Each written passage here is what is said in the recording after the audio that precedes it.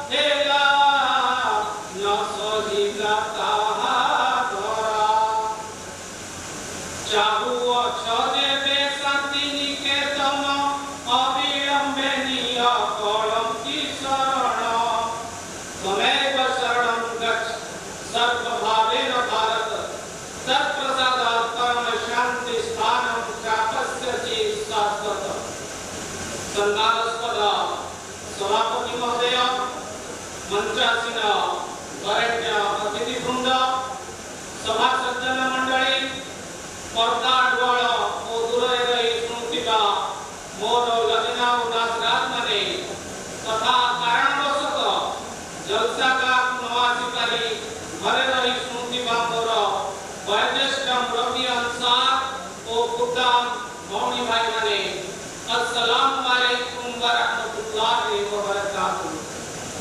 प्रिय बंधुगण, मु जेनु तीन गोटी पवित्र पुराण आयता पूर्ति कली तार अर्थ हैला संसार प्रति एक महाविपद आगत प्राय एवं से विपद किपरि तुमको कोन जणा एवं पुनश्च आमे कहलछु हे मोहम्मद सल्लल्लाहु अलैहि वसल्लम अंत समुद्रे तृतीय विश्व युद्ध बंद हेउ विषय रे किछि कहिबी। समय आवश्यकता अनुଯାୟୀ ଏହି विषय वस्तुर महत्व ଏବେ बढ़ी जाइछि। ए संबंध रे अहमदिया मुस्लिम खलीफांकर कोन नीति गाणी रहिछि समय अनुमति क्रमे किछि कहबाक चेष्टा करबी। वबिल्लाह तौफीक। प्रारंभ रे जो तीन गोटे आयत पूर्ति कली मन ध्यान देई गवेषणा और अध्ययन करे जानि परिबा जे जेउठी एति अल्लाह ताला दुनिया को अग्नि वर्षण शास्ति और प्रलय द्वारा संसार को ध्वंस कर देबो सेठी विश्वास आनी निजको एवं निज समाज को सुरक्षित रखिबार चर्चा करुछि। हजरत मसीह मौऊद अलैहिस्सलातु वस्सलाम को मध्य अलसी बाणी होइतिला जे संसार रे जणे सचेतता आसिला किंतु संसार ताको ग्रहण करिला नहीं, किंतु प्रभु ताको ग्रहण करिवे एवं बलपूर्वक तार सत्यता को परिप्रकाश करिवे। पुणी आत्मा अनुताप न करिबा वाला सत्य साई अल्लाह एवं तांकर रसूल सल्लल्लाहु अलैहि वसल्लम तथा समयर युगावतारण उपरे विश्वास न आनिबा वाला विषय रे कहंती एमाने अल्लाहकर बड़ शास्तिर शिकार हेबे। एमानक जीवन रे भूमिकंप झड़ तूफान एवं भयंकर महामारी भଳି शास्त्री प्रकट हेब। फଳରେ असंख्य मृत्युवरण करिवे। पुणी कहती एभଳି मृत्यु हेब जे रक्तर नदी बहिब। एही मृत्युରୁ पशु पक्षी अलगा हेबे नहीं।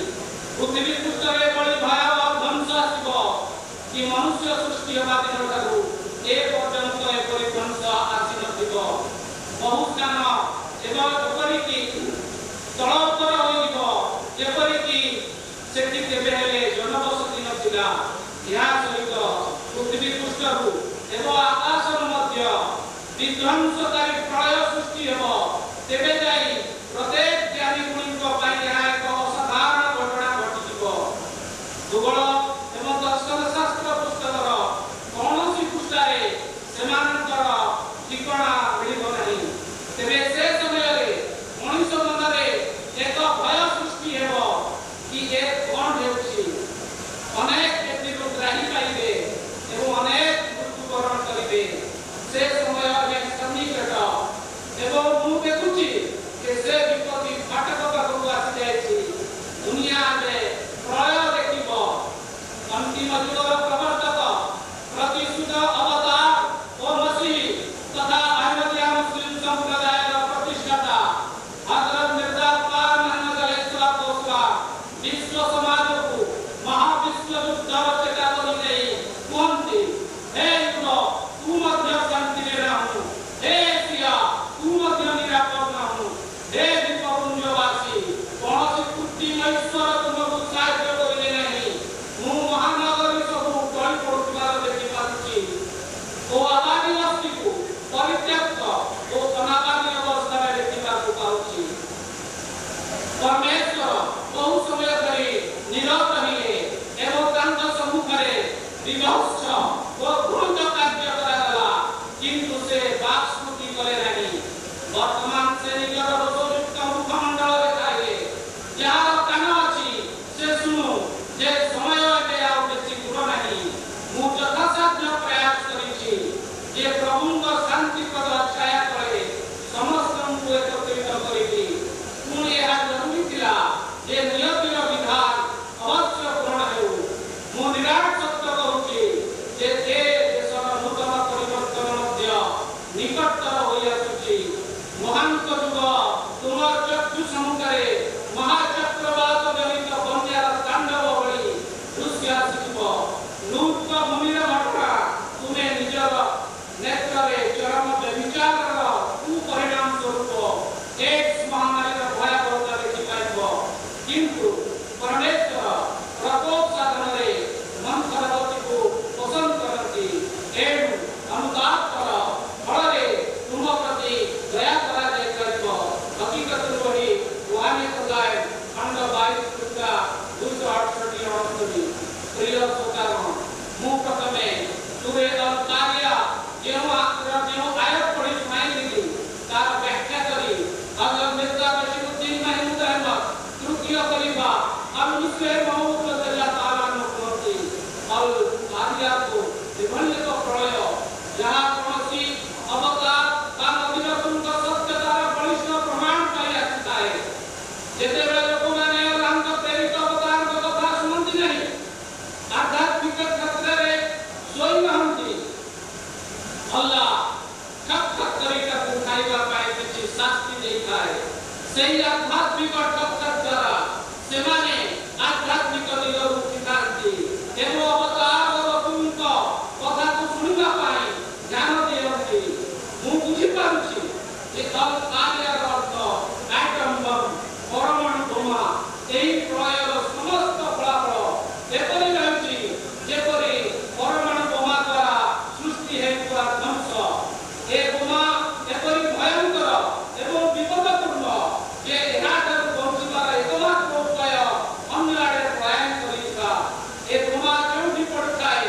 40 ମାଇଲ ଦୂର ପର୍ଯ୍ୟନ୍ତ ସବୁ ଉଡ଼ାଇ ପିଟି ଦେଇଥାଏ। ଯେତେବେଳେ ହିରୋସୀମାରେ ପରମାଣୁ ବୋମା ପକାଯାଇଥିଲା, ଜାପାନର ରେଡିଓ ବୟାନ ଦେଲା କି ଏ ବୋମା ଦ୍ୱାରା ଏପରି ଭୟାବହ ଧ୍ୱଂସ ହୋଇଥିଲା ଯେ ମଣିଷର ମାଂସ ହାଡ଼